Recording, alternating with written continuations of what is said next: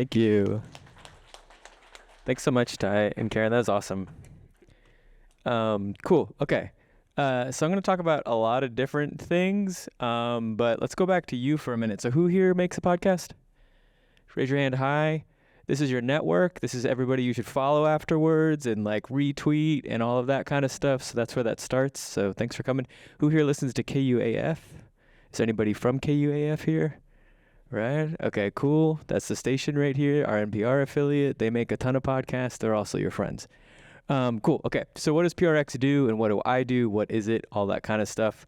This is me. I happen to be based in Kansas City, but PRX is based in Boston and Minneapolis. PRX started roughly 20 years ago as a distribution network for all of those shows that Karen just told you about. We also are a podcast network for Radiotopia. So we have Song Exploder, Normal Gossip, 99% Invisible, things like that. And then what I do is I go around the country and I go to organizations and I help people launch podcasts, produce podcasts, get their ideas going, things like that. And I work with a lot of different people. So PRX is a nonprofit. We are at the center of helping creators, whether that be an NPR affiliate, a nonprofit organization, for-profit organization, level up their content. And we have been in podcasts since the beginning. We were really the force of bringing podcasts to the NPR affiliation. And now we're just doing a lot more in a lot of different ways. And so these are different accelerators that I have worked on. So these are places where people, different organizations can apply to and things like that. So I did work with PBS Kids, Google. We have one coming out with Apple. These are just various large podcast accelerators throughout the country. We just did one in Nairobi. But these are all the stations that we've worked with in the last 2 years. And so I have been everywhere doing lots of different things, launching different podcasts and helping people do this kind of thing. And this lecture I'm giving here is the same one that I give basically when I come to a station and do that kind of stuff. So this is kind of like the cornerstone of where we get to industry knowledge and all of that kind of stuff. A couple of things I want to say really quickly is I try to practice a co-learning pedagogy. So if I say something wrong, if I don't know something about your area, if you know something more than me, tell me. That's important. I need to learn too. So this is like very open. We'll have lots of Q&A. We'll keep talking about that kind of stuff. Goals and outcomes of why you're here. I hope that at the end of this, you feel like you know more about the industry and then you have a strategy for audience growth if you are going to do a podcast or if you're doing a podcast. That's really what this is designed to do. And hopefully we get there. You tell me. Some more things about PRX. We have a garage. It's one of the coolest things that we do. So in Boston, we have a podcast garage. And in San Francisco, we have a podcast garage. This is the San Francisco one. And so this is a place where people can come and record, much like the library here, be networked with other podcasters. And it's a hub for also just all the podcasts happening in that area. We're expanding and all of that kind of stuff. So I don't know, look for garages around you. What is a podcast? So I want to start from a basic idea when we talk about podcasts. What are we talking about and how do we actually arrive at that idea? So I want to talk about some really key markers of the podcast industry. So we also call it on-demand listening. What does that mean? What's on-demand mean? Yeah, whenever you want it. It can happen. That's a key differential marker of it than the radio. Radio is just on. It's curated for you, and it's happening. You're making something to deliver to somebody whenever they want it, and so that medium has a lot of interesting notes to it. So they are super intimate and super companionable. So Karen was talking about some of the stats about podcasts, which I'll talk to you about as well. So there's an idea that a podcast creates a parasocial relationship. Who's heard that word before? Nobody? Okay, so it's a one-way relationship. I have a parasocial relationship with Taylor Swift. I know about her. She doesn't care about me. But she does things. I feel like I have a relationship with her, or maybe Travis Kelce does. But like when she comes on the radio or when she's playing, I feel a certain emotion, or I go see her and I feel a certain way. That's a one-way parasocial relationship. The parasocial relationship with podcasts is bigger than ever. And because of that, that's why ad revenue is so good. That's why listenability is so good. It is the only medium out of all mediums that exist that has an 80% completion rate, and oftentimes different years it's higher than that, right? So it's better than any other type of medium because of the relationships that's fostered with podcasts. It exists in what we call a third space. So there's active and there's passive, and there's the third space is I'm doing something, but I'm bringing you along in that journey with me. So I might be washing the dishes, I might be walking the dog, I might be driving my kids to school. That also produces an intimate relationship with the podcast medium. So again, another reason why they're so dynamic and so important. Yep, they're better completion rate than all other media. Yep, thanks for asking that question. Completion rate means, did I get to the end of it? So like, did I finish it at the end of it? And we consider a completed podcast by the time you get to the credits. So if there's like 30 seconds or 15 seconds left, we still count that. And then they're natively global, so they're all everywhere. So like that's a really cool thing that I can publish this thing and somebody in Nairobi, in Taiwan, can listen to it and can join me in that. And they are, and you should be doing this. If you are making podcasts, right now is the time to take risks, to try something different, but always take risks where you're understanding the goal and you're measuring. And so that's like really the beauty of the medium. Okay, so that's when we're talking about podcasts, that's the richness of podcasts that we're talking about. But let's dive into a little bit more about the landscape of podcasts. It is now better than ever. If you want information on podcasts, like you can eat. These are all free daily emails about the industry of podcasts. I don't know another medium that has this many journalists constantly writing about the industry. Every one of these is great. I read Hot Pod almost every day. And like this is all there for you. These are all just independent journalists or researchers that are just slinging it out every day to let you know how is the podcast medium working and what can you find out about them. Are we giving my slides publicly anywhere? I feel bad for all the people taking pictures. I just wanted to know. Okay, cool. Okay, yeah. So if these will be around somewhere too if you miss something, but. Sweet. Okay. Technically, last month was the 20th anniversary of the RSS feed putting up a podcast. So happy birthday, podcast. Woohoo. Okay. Since 2003, or 2 months ago, I guess, there's 4.1 million podcasts on open RSS feeds, which is sounds like a lot. I kind of thought there would be more, but we'll get into that a little bit. 42% of Americans now listen to a podcast monthly. I'm going to show you lots of stats on this kind of stuff. And we are over $1 billion, almost $2 billion revenue industry. All right, this is from my own Facebook feed. Jessica Page, she says, I want a podcast where musicians and I listen to an influential album of their youth and talk about it. Michael Byers, Morning Edition host in Kansas City, says, this is an excellent idea. Make it so. I have this on here to show you that this is what people think a podcast is, and this is fine. But most people, when you say podcast to them, they just think microphone in my room, recording a thing I like and putting it out there. And that is okay. But what this lecture is about is how can I apply the word design to think about what is my audience going to want? How can I think about the user? How can I think about them constantly listening to me and coming back to listening to me? And why and what experience can I design for them? Not to say that Jessica isn't doing that, but I want to dive further into just I'm going to make it because I can. I want you to think about making it because there is a need. And that's really the cornerstone of what we're going to talk about today. This is a cool article by New York Times in 2019. They thought that the Pika podcast had existed. Turns out they're wrong. They were talking about blogs being the ending and that would the industry mimic podcasting? And that's not the case. So podcasting is flourishing. There was, I don't know if you follow industry at all, but last year there was a handful of layoffs at Gimlet, NPR, things like that. It's slowly recovering, but the industry is still booming. And so I don't know. Yeah, that's what New York Times thought, and I think that they're incorrect at that point in time. However, when we look at that 4.1 million podcasts on RSS feeds, only 4% of those podcasts have more than 10 episodes that were produced in the last week. So that means that only 4% of them are actually continually publishing.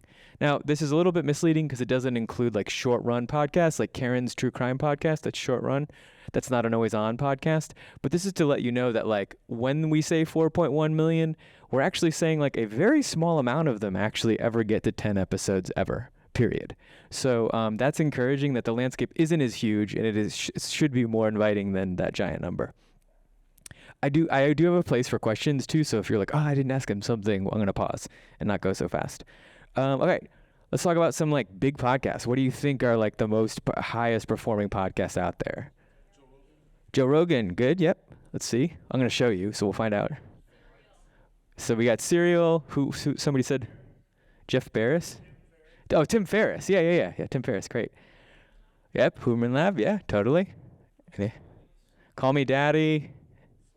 And Smartless. Yeah, okay. You hit a lot of them. Yeah. Okay, let's look at them. All right. So this is an interesting fact. There's not one holder of what is the top podcasts. I don't know if you know that or not, but like, so the data of what is the most like popular podcasts, I'm going to pull from 3 different data points to just show you what they're saying. Karen and I showed you the chartable.com. I'm going to show you Chartable. That is updated every day, every week. So that's probably the most accurate, and they divide it USA and globally. But okay, here we go.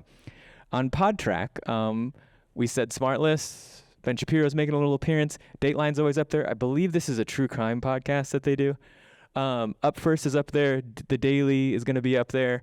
Morbid is true crime is always it's actually dying in some popularity because it has a big pull, but it's always going to be in the top 10. And then lots of NPR stuff. When we go over to Chartable, which I pulled a week ago, I think I forgot this week ago.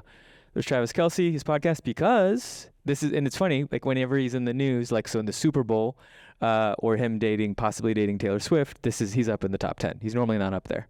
Has anybody seen this podcast before? The really good podcast with Bobby Altaf? Yep. Yeah. Okay. TikTok? Right? Okay. Yeah. So, interesting thing about her. So she had a really popular TikTok. She got purchased by a talent agency. They had her do an interview with Drake and some other people, and she went into number 4 podcast on launch. So that was just the strategy of that talent agency, was just like, let's get her with really big people to interview, and it turned out it worked. So she was in the top 10. There's Human Lab. There's a Dear Media I'm not familiar with, let's be honest, but Strike Force 5 is like all of these famous people are on there. And there's Smartless. And then when we go to Edison, which is a yearly thing, so they have My Favorite Murder. There's Joe Rogan again. Crime Junkie is always going to be up there. This is what the landscape looks like at the top 10. You don't have to be here. There's lots of other podcasts, but I just want you to show you like what is the top performing podcast?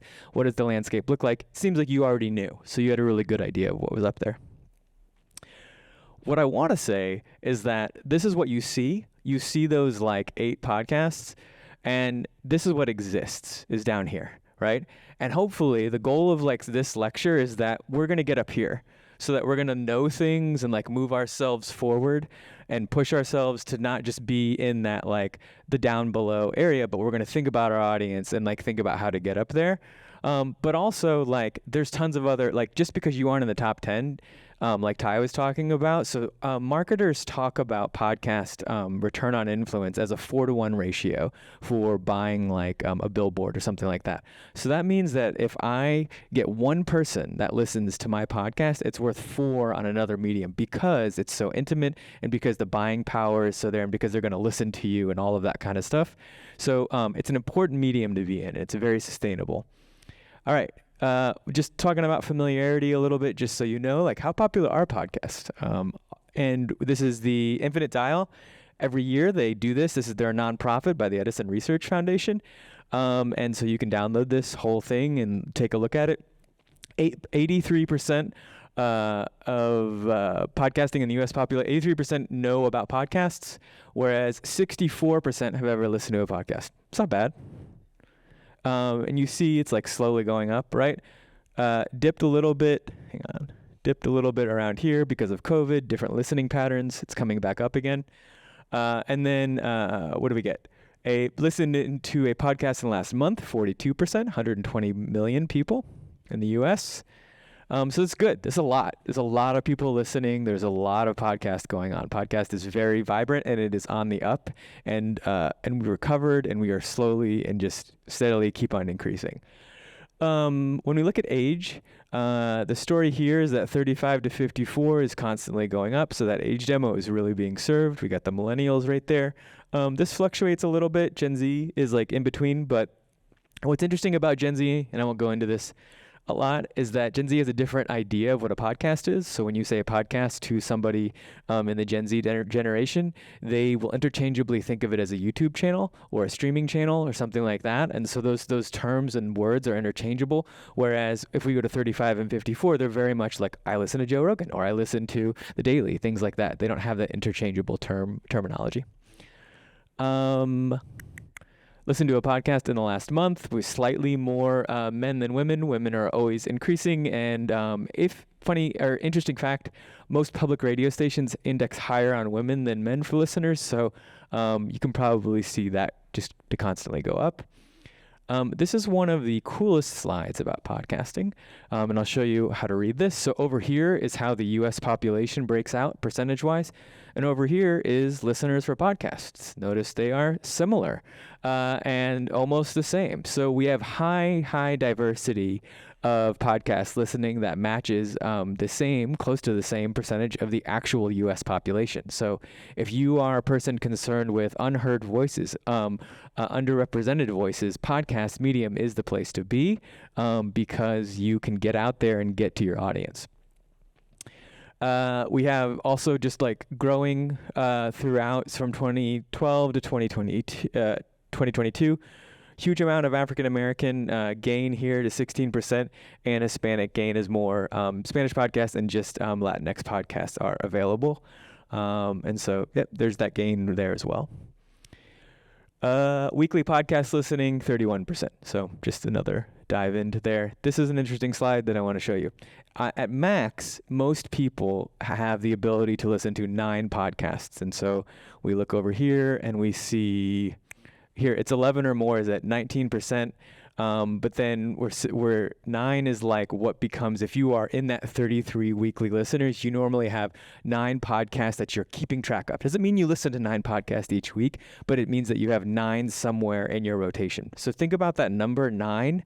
When you make a podcast, what you're trying to do is you're competing for people's 9. You're saying, can I be one of their 9? Is my podcast so good that I offer something to them that I can like sneak in there and kick out one of their 9?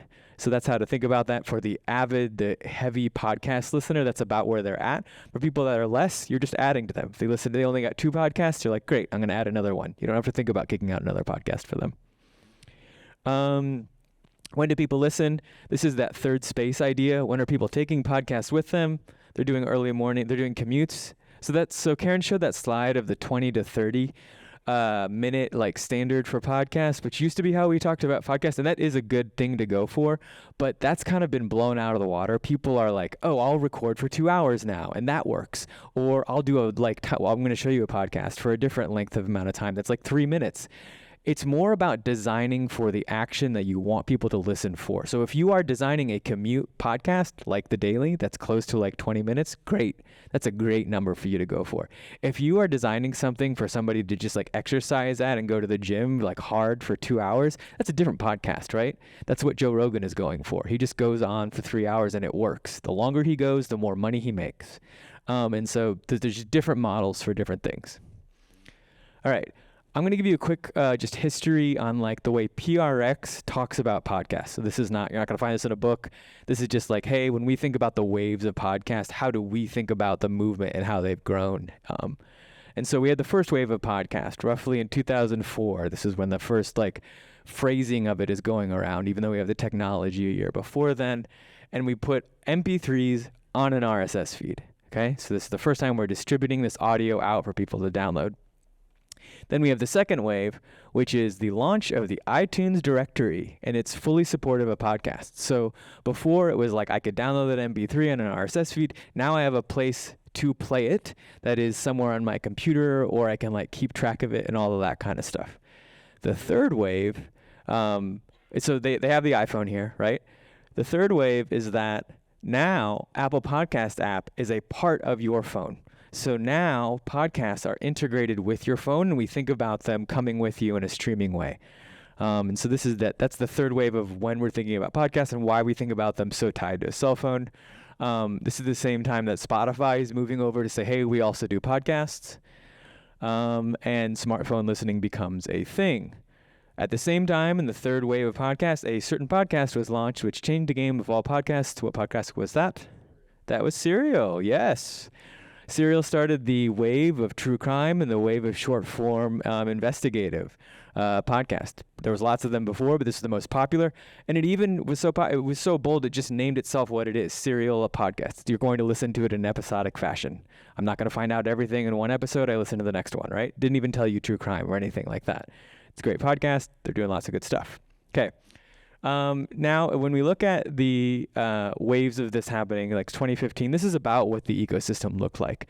So we had we had production kind of happening. We had networks over here. We have the radio. So like here's This American Life, NPR, mobile. We have Stitcher, all of that kind of stuff. As we grow to 2022, we have all of these other offerings. Okay, so now we're in that $1.8 billion ecosystem. So we have people that do specialty marketing and specialty platform and all of this kind of stuff. So it has grown substantially. And when we think about the fourth wave of podcasts, we think about it in this term, that now there is this corporate acquisition and consolidation of wealth. So we're in the fourth wave of podcasting. And that there's a lot of buy-ups, tons of buy-ups that happened. There's a growth of ad technology. We can now measure things. We can actually sell ads better. We went over 1 billion ad revenue, and podcast listening and creation spreading around the world. So like it's globally happening in a lot of different ways. And so the once open market and open independent ecosystem is not becoming so independent anymore. Just to note, everything that is in purple is where PRX does something. So we are in every place in audio ecosystem. Just in case you're wondering what we do, here's like The Moth, there's Radiotopia, there's Snap Judgment. Here we are. We have a whole ad tech on the back end that we provide. So PRX is really there, and we're seeing it all. But at the same time, the fourth wave is that all of these people bought a lot of podcasts. Spotify bought a ton of podcasts. Pushkin started buying different podcasts. iHeart bought a lot. New York Times consolidated what they did. So the fourth wave is this happens in every media industry, but people see the money, they buy it. And this is why, this is getting really technical on podcast stuff. Last year, we had a bunch of layoffs in these industries is because they overbought. There was a lot of like overinflation or overinvestment. We believe it's returning to the mean. So it's now like evening out to like where podcasts really should be now. And now we're going back up in ad growth. What do we think about for what's going to happen in the fifth wave? And this is one of my favorite slides because we know that it's expanding globally. Gave this same lecture in Nairobi, and they're at a different spot than us, but they are they're growing, and they're going to have their own boom there as well. We do a lot of stuff in Malaysia, and then Europe as well. And so like all of them have different charting of growth. But at the same time, hyper-localization has not been explored to the degree that it can be.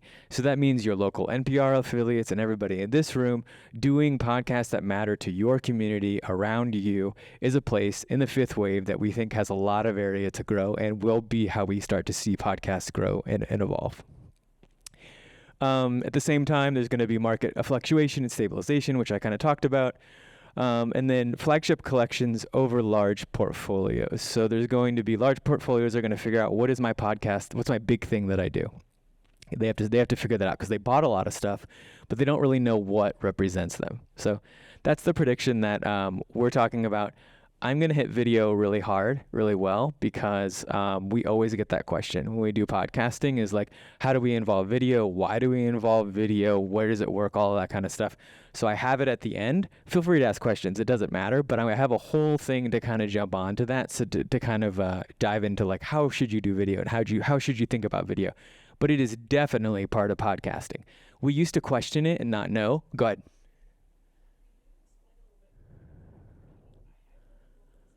Yeah. So typically, if you were a podcaster in Fayetteville and you say, I'm going to be doing a podcast on video gaming, you just go to the world and you say, you just happen to be from here, but you talk about video game stuff, news, whatever it is that you're doing. What you weren't doing is saying like, and I care about the video game community in Northwest Arkansas. And I like want to, it matters that I'm from here. So I'm going to cover things that are happening, or I'm going to cover sports that are from here, or I'm going to cover true crime stories that are here, or like whatever that is. But like basically in the same way that news focuses on hyperlocalization, podcast has not done that, has not chose to like actually be part of their community. Every podcast going has just been, I am open to the national market, and not thought about how do they actually represent where they are from and broadcasting from. Does that make sense? Did I answer your question? Yeah. Meaning we're standing up. Either way. Yeah. Could be city, could be state, doesn't matter. For monetization, oftentimes it's around how many years you have. I would think that it's really challenging for the hyper wealthy. It kind of. So I have a bunch of slides in monetization that we can kind of talk about. So one reason we know this is there's a company called CityCast, which is a lot like Gannett or things like that. And so they have been purchasing in cities, basically hiring 3 to 4 different people to do a newsletter. Nobody here works for CityCast, do they? Okay, I'm going to talk not nice about them right now.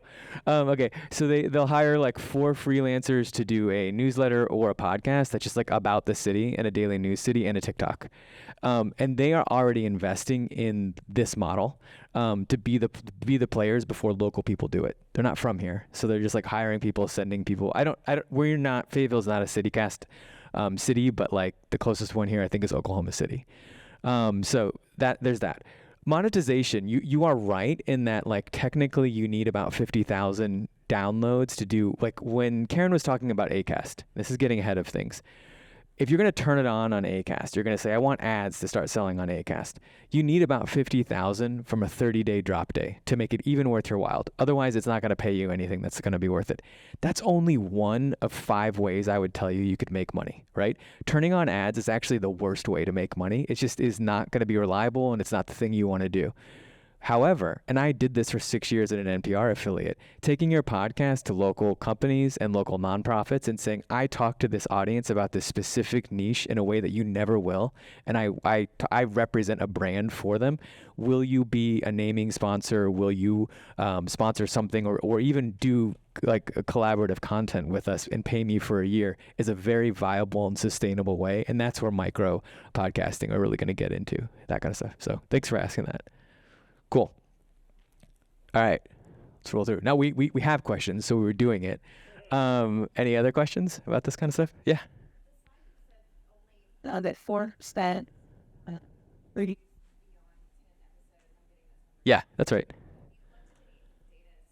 They just stop in the time is of it.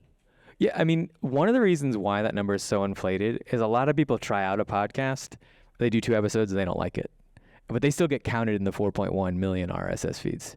So that's one of the reasons. And probably likely another reason, when we do surveying, it's mostly around like cities. So we don't do nationwide surveying. We partner with Edison if we do that. But it's things like I got into it to get money, right? And then they weren't making money, right? So it's mostly that their goals weren't aligned to what actually the product was going to do for them. So yeah, it's a great question though. Yeah. I know we're touching on like companies buying a bunch of, but for the taller podcasts and maybe. Yeah. Okay. Yeah. So it's a bunch of different ways. So like if you are a podcast that want to be part of a network, there is likely a network around that you might have a niche affiliation with. If you do comedy, if you do comic books, or whatever that is, and then they'll do cross promo and sell into ads. That's great. That's a wonderful thing. You're not going to lose right there. It's like the same question you could be. My background is in music, so I always give a lot of music examples. But like Why join a record label? Well, you have cross affiliation, you can sell more ads, that kind of stuff. How do you get to the big players of things like that? You just have to, it's performance based. So if you want to get on Radiotopia, you would say, hey, I'm getting these many downloads. Like, check me out. I see that you have a need for true crime, which we do. And it's like, oh, I'm getting 30,000 downloads a month and I do true crime. And then they assess that and you just cold pitch them and stuff. But it's going to things like this and going to podcast conferences and being visible and networking and telling your story and just finding out who has a network. Because there's lots of networks that won't pay you to be on there. So they won't give you a minimum guarantee, but they will give you affiliation and collected ad sales, and that's worth it. The players that are like not Gimlet anymore, but like Pushkin or things like that, you just have to pitch to them and see if it works for them. And it's a good model, but like being independent also works. Like it's totally viable. So great question. Any other questions? All right. Yeah. And episodes, and you do something every week, and then so that like I feel like there's always like all those statistics out there that it's like, you're going to have a podcast, stick with it and do all these things. And then what happens after you stick with it? Like, if you've had one piece of advice to give to somebody, like starting in that zone, what would it be? Yeah. I love that question, by the way. It's such a cool question because that is so true. Like, and I did a podcast for 3 years with two people that like didn't want, they said, I do this because I'm a dad and I want to have fun every Thursday. That is a perfectly fine reason to do a podcast, right? And just do that and like have fun. But if you're doing a podcast because you want to like eventually have it be your job and like growth, then that's the right. Well, I've done it. I'm past 10 episodes. What do I do? One of the first things I would introduce into your just like muscle memory, check your data. Check your data every single time that you do a podcast. Check it on your social media, all of that kind of stuff. If you won't grow unless you're measuring your growth, and you need to understand what your growth means to you. Does it mean downloads? Does it mean sharing of social media posts? Does it mean you attended and you do your own events and people come to your events? So figure out what your measure of growth is and how you are going to look at it. After that, if it's not growing for you, there's really two ways that you can produce growth. You can be internal, which is the one I would recommend first, is saying, can I do something different? Can I meet a need for somebody that doesn't exist? And we're going to talk about how to find that out and how to figure that out. So am I doing something because I thought there was a need there, but can I prove that?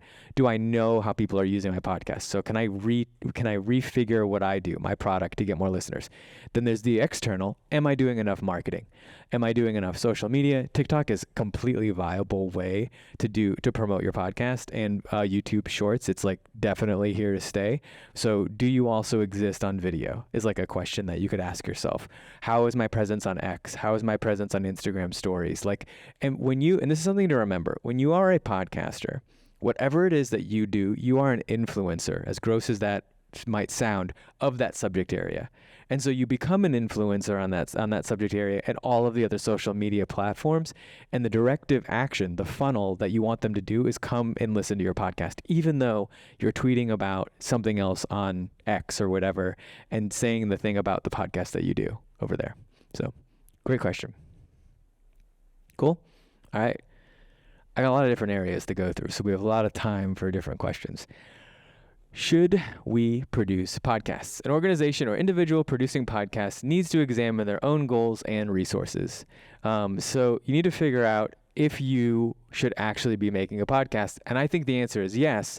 The question you want to ask yourself is, why am I doing it? To what end and to what result am I going to be doing? So we want to consider some of these things. There's no one size fits all. So like looking at another podcast and just doing what they do is not going to be the thing that works for you. But actually understanding who your user is really the key here. Podcasts usually take more resources than expected. I just did a thing at the Mayo Clinic where we're helping them relaunch all of their podcasts.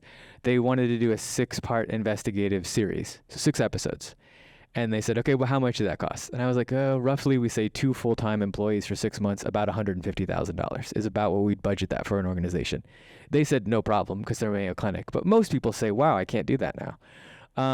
But that's if you're funding from an organizational standpoint. If you're doing it as not your day job, then you just figure it out. The goals can extend beyond financially, and they should. So if you have a podcast and your only reason is to make money, stop. Go do something else. That's not going to work for you. We don't know a single podcaster at PRX that makes their living off of one podcast, right? Unless they are just like so. But even when we get to like Song Exploder, Rishi does tons of other things. Like Normal Gossip, one of our highest performing podcasts, both of those producers, they do other things. So like when you have a really successful podcast, you normally diversify and do something else, right? You have to having multiple podcasts and things like that is a key there. But also having a podcast to extend your business, to start to grow, to be part of your portfolio, to have some income and start to like supplement what you do, to become an expert in something, to become a host of something, all of that kind of stuff. Those are really good reasons to have a podcast. But to quit your day job is not likely going to be the thing that a podcast is going to provide for you. And what do podcasts add? What are you doing that is going to make podcasts better? That's going to give somebody something different than what is currently being offered, is a question that we want to ask. Okay, so then we ask, is it a podcast? What has legs in one medium doesn't always have legs in an audio piece? I'll give you an example. So I constantly get asked to consult to people for podcast marketing and different things like that. A guy got let go. He was really high up in a tech company, and he's an expert in AI. And he said, I want to start an AI podcast. So we've been talking now for 3 months. He's not going to do a podcast. He's going to just do a YouTube channel. He figured it out. We talked about it. And that's the lane where he wants to be. And I think that's important to figure it out, is like, just because podcast seems like the thing, ask yourself, is that really where people are consuming this medium? Is it better as a newsletter? Is it better as a website? Is it better as you helping out on a podcast that's like the thing you want to do, and you partner and you make their podcast better? Okay.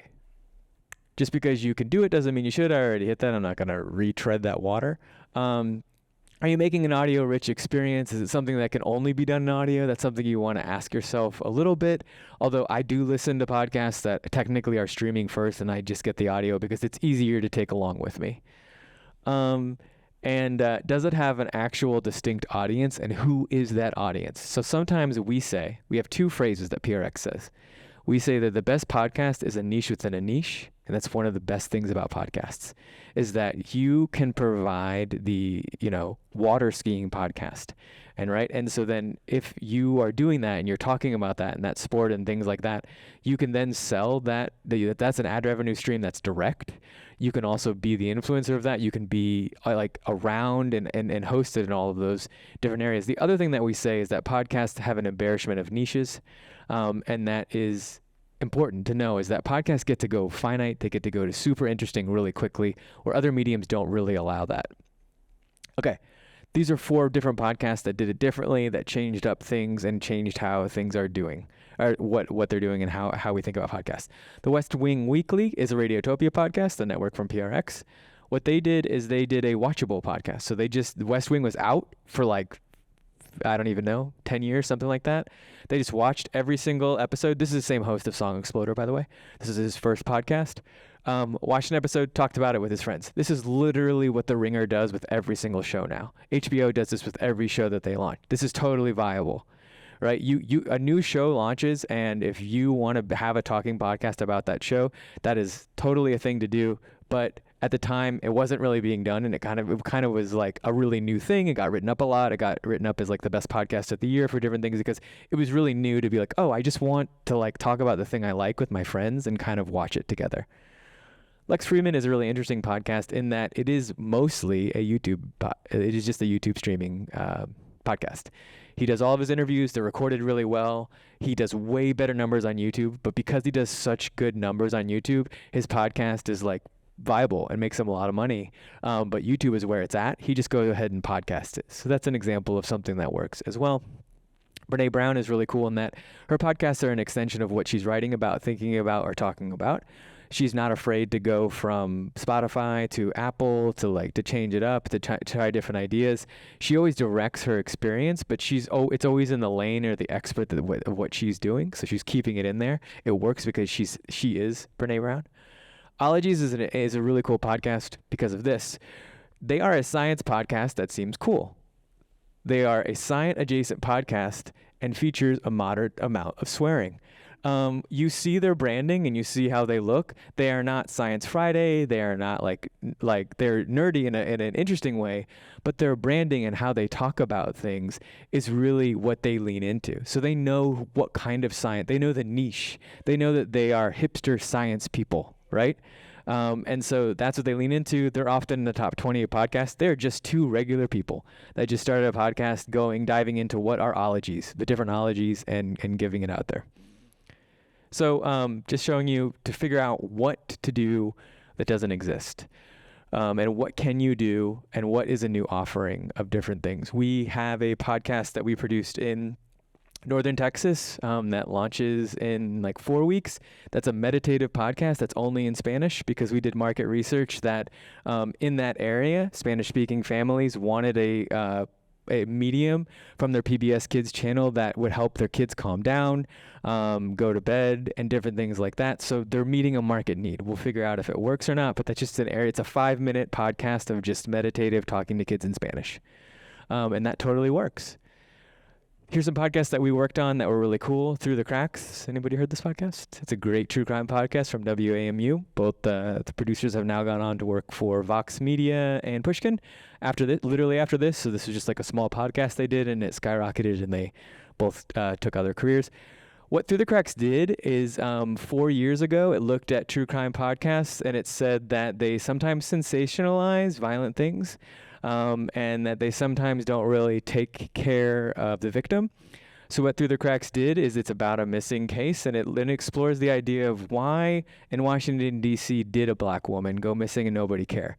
And so it explores about the erasure of black people, and specifically younger black women in a city, and it doesn't resolve, actually. So it flips the idea of true crime on its head and just explores the idea through sociology. It's a great podcast. And so they met a need in a different way.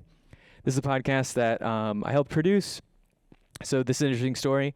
So this is KCUR in Kansas City, their NPR affiliate. They go to a nonprofit and they say, hey, you are a research institute here in Kansas City. Would you like to do a podcast? And they said, yes. And they said, okay, but we want you to just interview our researchers and have that be a podcast. That's what we would like. We'll give you $100,000 for that.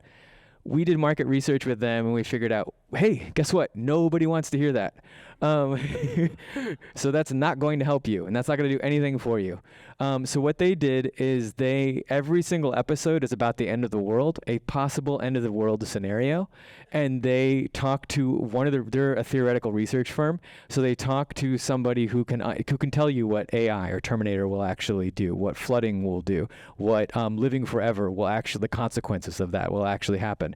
So their featured scientists get worked in there, but it's really a podcast about how are people solving for the end of the world different ideas. So that's that podcast. It's all out, and yeah, it's cool. It works.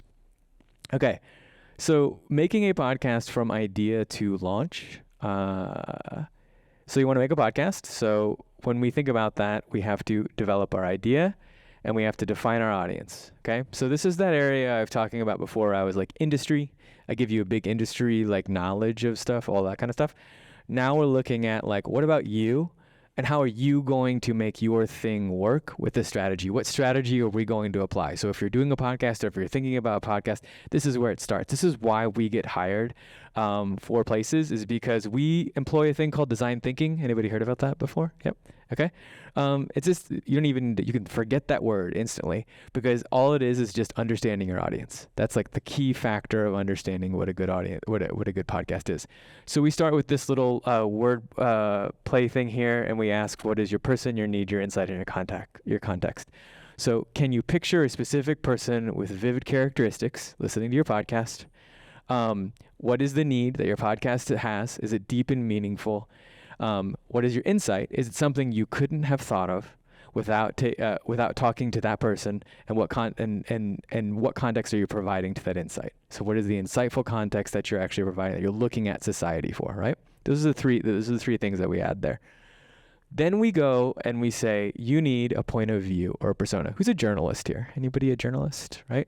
We have three journalists. Okay, this is a thing that NPR introduced when they were doing training about 10 years ago. They would have you make a persona before you write a story. They would say, let's just create this person like Mike, a skateboarder from Kansas City who has 2 kids, right? And I think about that, right? That is the same idea that you want to do before you make a podcast. You want to create a point of view. What we suggest that you do, and everybody that has a podcast should do this. Like if you have a podcast, like go do this in the next 2 weeks. Interview 2 people that listen to your podcast that you've never talked to before. Talk to them for an hour, ask them why they started listening and why would they tell somebody about your podcast or not. And understand why they would do that. That's a point of view. Then that person, so you interview Samantha, right, who listens to your podcast, and they say, well, I don't know, I just really liked your podcast. It was cool. And I kept listening because I like your voice. I actually really like when you talk about your personal life, and I don't really care when you talk about all the other stuff. That's super important. And when you go to design for Samantha, that's your point of view. And that is, because that question about how do I grow after my 10 episodes, a point of view is how you grow. Knowing who you're making it for, what they like, and what they want more of is how your podcast is going to grow. But you're only going to know that if you talk to somebody. You can also do point of views for acquisitional. What does that mean? You can say, hey, I would love it if this dude listened to my podcast. I see him walking every day.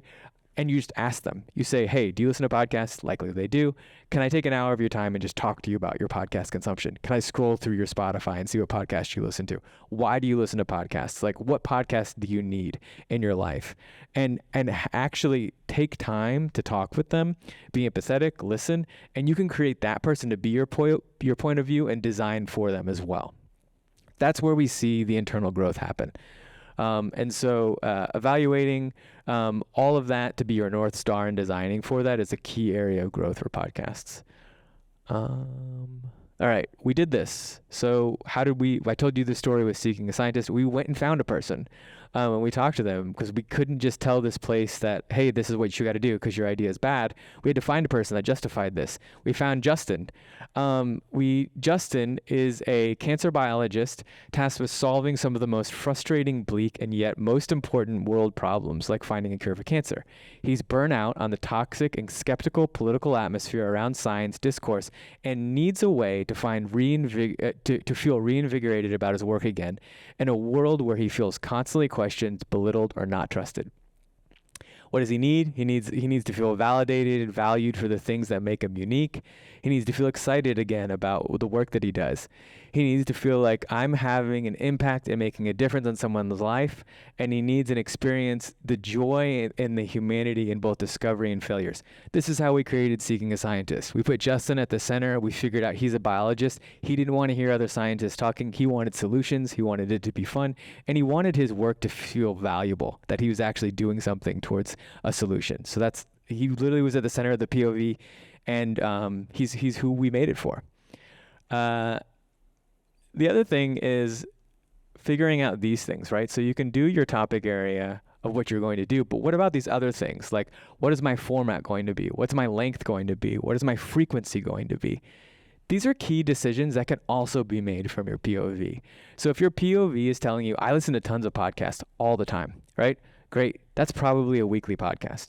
If you go to make a podcast and you're making it every other week, so you're making it like every 2 weeks, I'm just going to tell you that's a you thing. That's not an audience thing. People don't want to listen to a podcast every 2 weeks. That's just not how people listen to podcasts.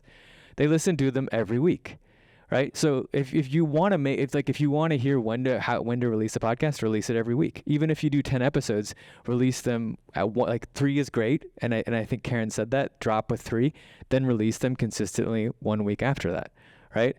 But knowing this, thinking about the user and why they download them is really important. So the length is really key too, because you can figure out, hey, how long are they willing to listen? Where are they taking me? Are they taking me to the gym? Are they taking me on a dog walk? And how frequent do you want to do it? I'm going to talk to you about a couple of stories about this, about some people that challenged this and made this work. And then also your name is the first time people get a chance to discover you. So don't skimp on that time when you're figuring out your name. Like, have a name that's very directive. I don't like cute or coy. I like direct. I like to know what your podcast is. That's where I would land. That's my personal preference, but we'll talk about it. So deciding on your format, what will your audience respond to, and what is feasible for you. As far as formats go, there's lots of them, and Karen talked about them, so I'm not going to go into them. But single voice is one. So like if it's just you, and you just want to make a podcast. That's a thing that exists. That's cool. There's a podcast called Lore, very popular podcast. They got a TV show. They just talk about vampires or monsters or things like that. And they tell you about the lore of a thing. It's literally one person's voice. Hardcore History, I believe, is the same format where it's just one person talking. Emma Chamberlain, does it not play? It doesn't matter. Emma Chamberlain is a YouTuber who has a podcast where she literally sits in her bed and talks about things that matter to her. And it is very successful. So that is a format that works. There's also my error, I guess it's not going to show you. Doesn't matter. Chatcast, where it's like you're just talking with your friends. That works. It's viable, but it's mostly in the chemistry. And if you're talking about a subject area that people actually want to hear about, normally you have a specific area that you're talking about. This is a podcast that's a sub-podcast to a podcast we work on called Livewire, Too Beautiful to Live, two people that talk about their life every day. They have 6,000 people that listen to them every week, but they have a very robust Patreon where people pay them a lot of money because they love it and they're super fans of what they do. And they just have like really worked that and made that work for them. Interview podcast. Interview podcast is one of the most viable podcasts that exists because it has a built-in marketing system into it. What do I mean when I say that? Every person you have on your podcast is a way for you to market your podcast and grow it. So every person that comes on there is a potential sharer of that podcast. They can share it through social media, things like that. So interview podcasts end up growing the quickest. That's why we saw them on the top 10. So this is a very viable way to grow something and to become an expert in something, is just hosting an interview show and doing it remotely, like Zoom, things like that. Song Exploder technically is an interview show. If you've ever listened to this podcast, it's about Rishi, who interviews a musician about a song, and they explode it out.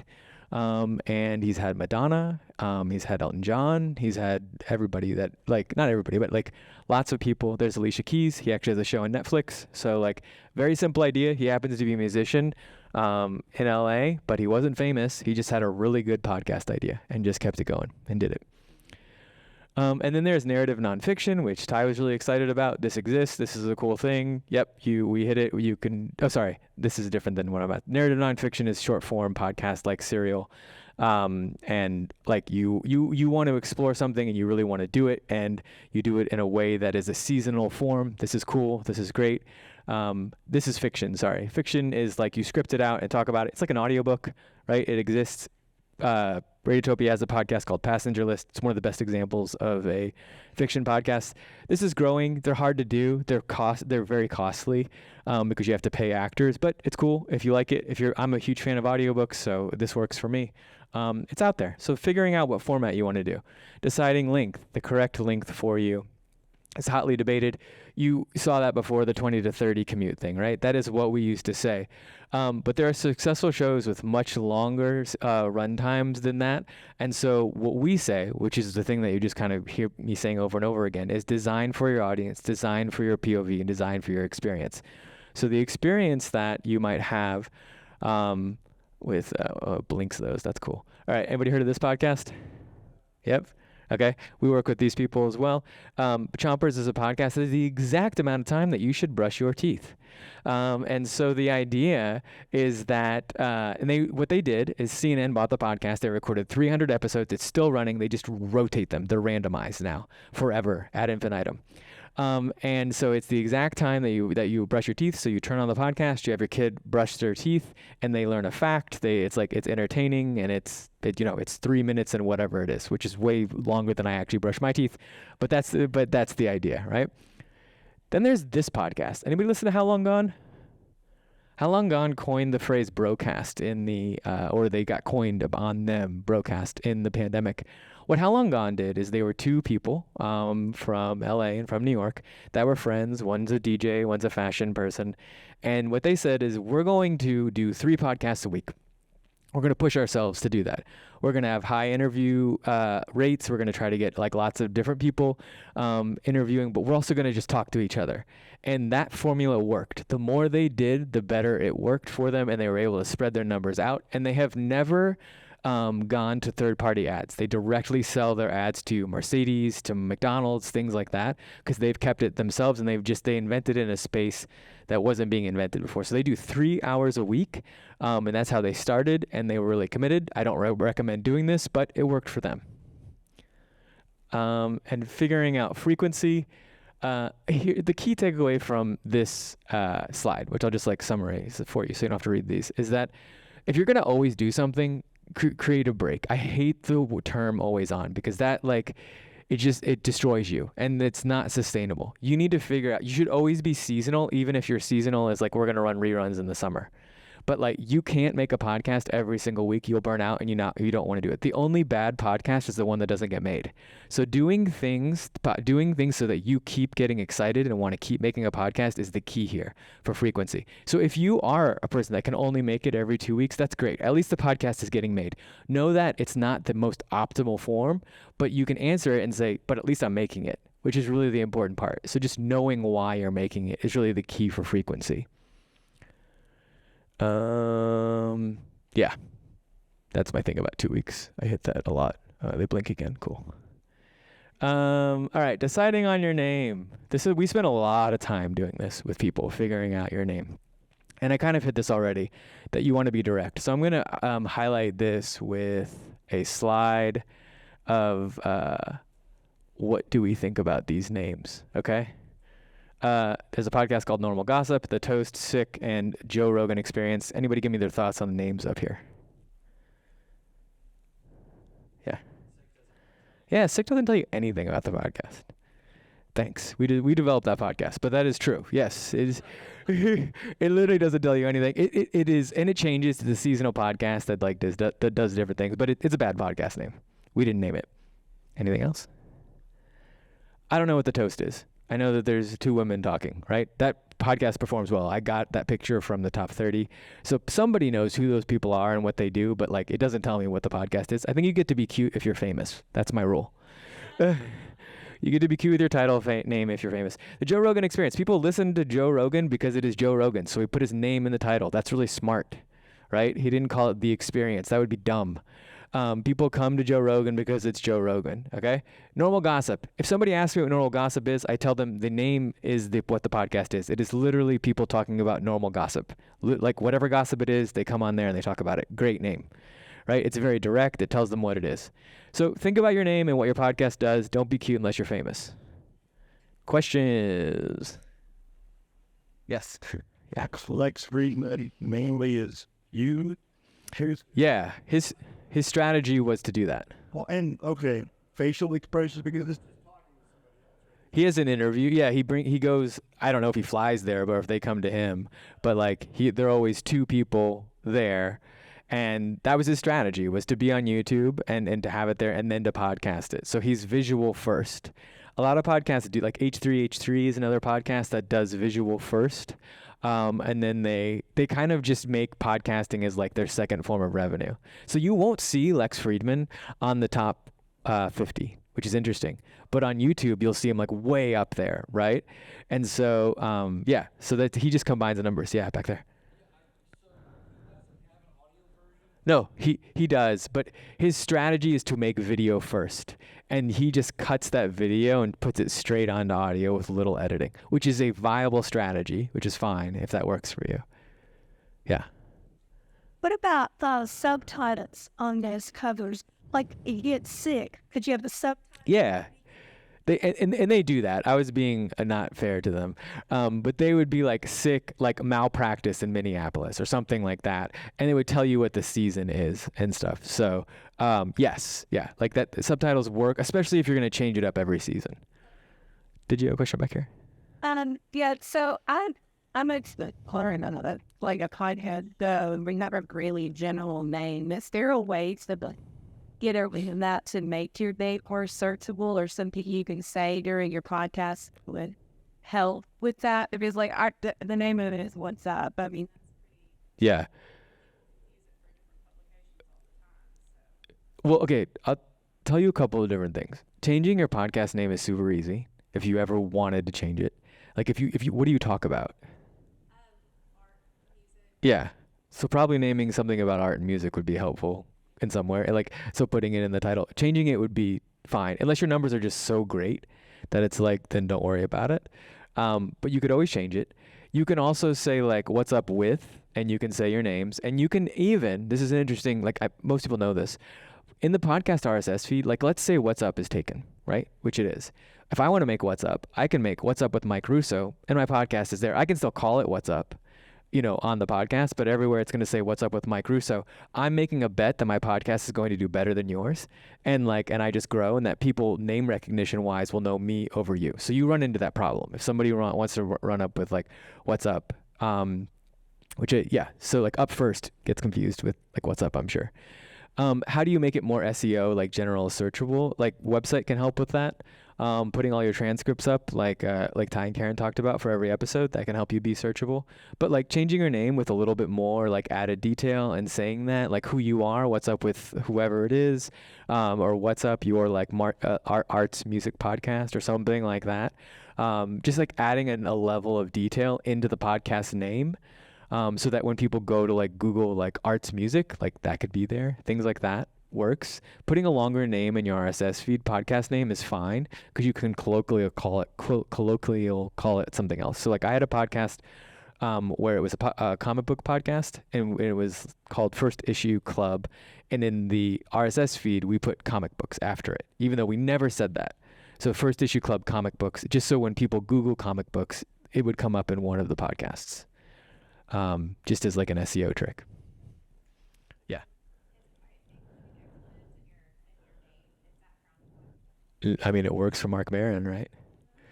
Podcast is cool because it's it's the Wild West right now, So it's a viable. It was a thing, especially the last 2 years, to put an expletive in your podcast title or whatever, and you can say I don't know if he is actually, if he's WTF or whatever he is, Googleable, but it's provocative and it works. I don't know. I'm not gonna tell you it's a surefire way of one or the other, but it's it's fine.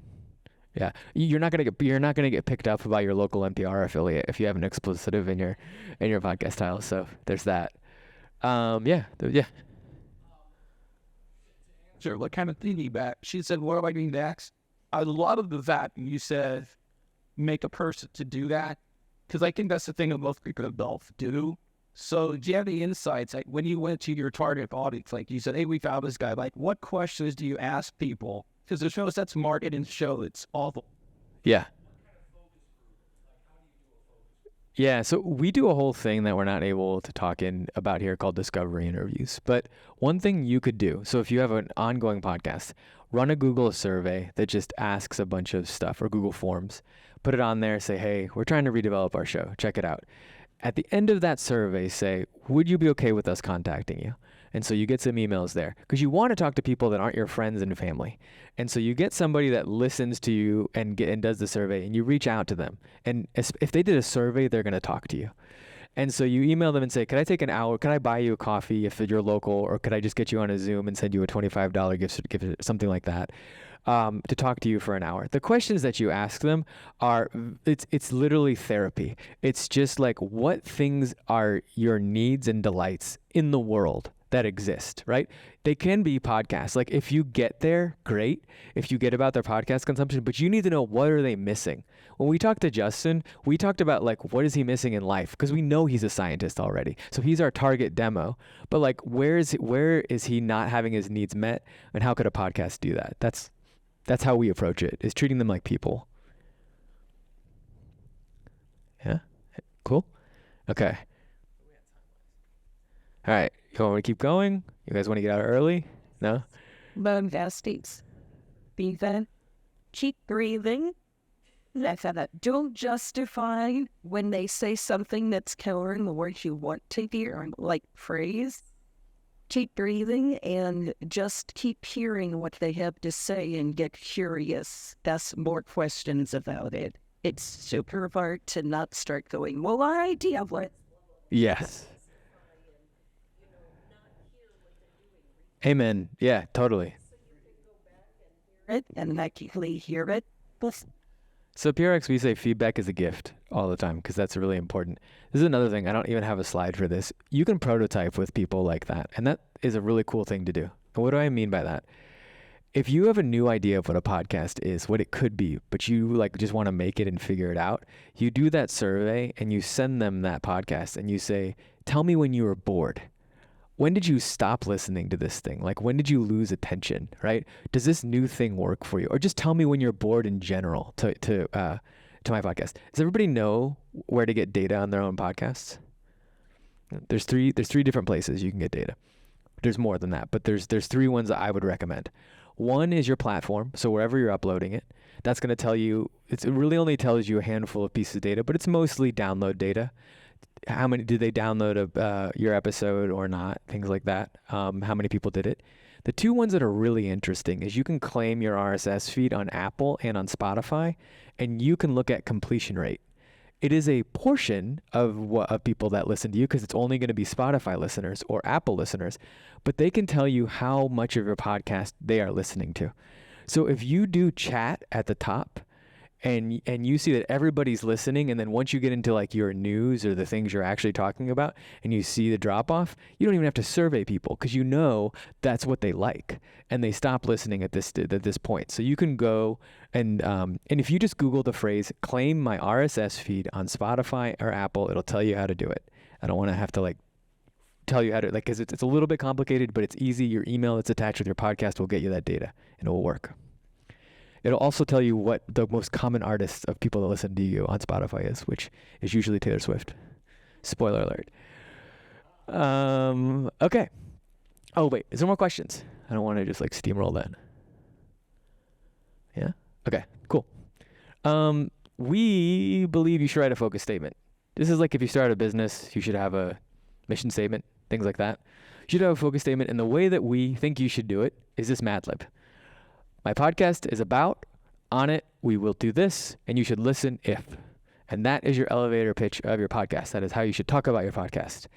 And that will help you refine and know what your podcast is, and that will be a key way to grow it and understand it. So my podcast is about throwing some topic, subject matter, overarching issue here, what happens on it, what happens on each episode, what listeners can expect.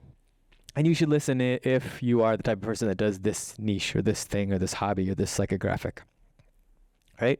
So that is the way that you should do that. But let's talk about it. I produce this really cool podcast, or help produce this podcast in Hawaii, called This Is Our Hawaii. And they did POV interviews, discovery interviews, and they got some quotes, and they talked to people. So they wanted to make a tourism podcast to tell people about Hawaii, but they wanted to kind of reflect locals. So they talked to locals specifically to say, what do you need? And they heard this. They had heard, if you're going to talk about the issues, try to find places that are doing something about it. They also heard this quote, learn from what good work is happening in communities, because I think that gets often overshadowed, and the people who are doing that good work are busy doing the work. So they heard about people being frustrated, not having their stories being told, right? And so they created the podcast, that focus statement, to be reflected like this. And this is how they talk about their podcast now. It's out. You can listen to it. Our project is about residents of remote island communities. On it, you'll hear their viewpoints about how they are grappling with external forces that are challenging their shared community values and sense of place in both negative ways and positive ways. You should listen if you are curious about Hawaii and resident perspectives and how these communities are grappling with or addressing issues impacting the state. So what they inadvertently made was a tourist podcast that educates people coming to Hawaii to actually understand what it's like to go there and to understand from the residents. And at the same time, it represents the residents, and they are proud of the podcast. So they found the nice Venn diagram. They did it by doing a POV, and they created a focus statement so that once they got to episode 3 and they were nose to the grindstone of figuring out what they were doing, they could look back up and say, what am I making this podcast for? Why am I doing this? Who is this for? That's where the focus statement helps you be your North Star. So, cool. Okay. You're going to talk about some tech, but I'm not going to talk about like jargon tech. You can buy some stuff out there. That's cool that there's a sponsor for this, so definitely support them. But I'm going to talk about some just like basic ideas of tech and what we say about tech and why, what's like workable for you, right? So that's a Zoom recorder. That's what Karen said. This is cool because it does a couple of different things. You can plug in the bottom of it, and you can just use XLR mics, which is really nice. That's like the main function about it, that you can put it out somewhere. Or it records up here too, so if you just want to get room noise up here. So like a Zoom recorder, about $200 gets you a mobile recording unit. If you want to be a reporter, this helps you. you can use all of those other things and for various reasons and stuff. This is like the tools of any, this is like what a reporter kit looks like at an NPR station, is all of these things.